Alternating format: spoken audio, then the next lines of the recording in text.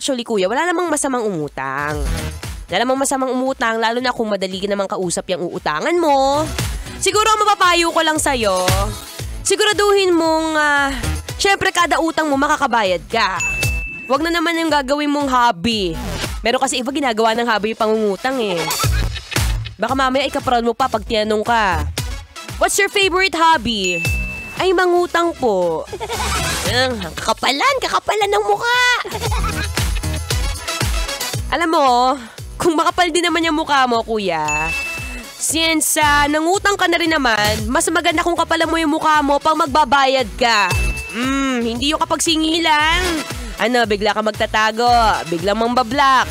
O hindi naman kaya kapag tinawagan, biglang may magsasalita sa cellphone. Ito for sure. Ito yung maririnig mo kapag tinawagan mo yung mangungutang na yan o kapag tatawag sa'yo. Ganito maririnig mo eh. Teka nga.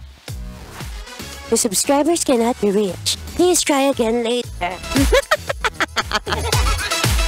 Diba mga ganon? Misa kasi na-block ka na eh. Wala na. Hindi na makausap. Parang hindi naging tropa. Pero kapag ka nangungutang, ay, ang kapal ng mukha! Ay, tantanan nyo na yan. Masamang bisyo yan. Ako na lang ang ibisyo mo. DJ Maranotti. Ay, Maratoni pala.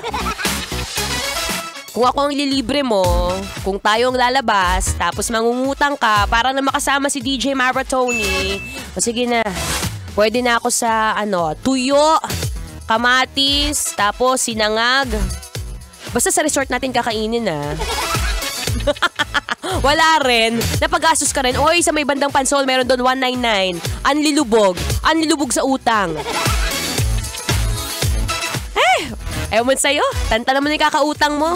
Dito ka na lang, makinig ka ng Feel Good Music. Ngayong Feel Good Tuesday, kailangan pa bang i-memorize yan? Basic. Kailangan pa bang i-memorize yan?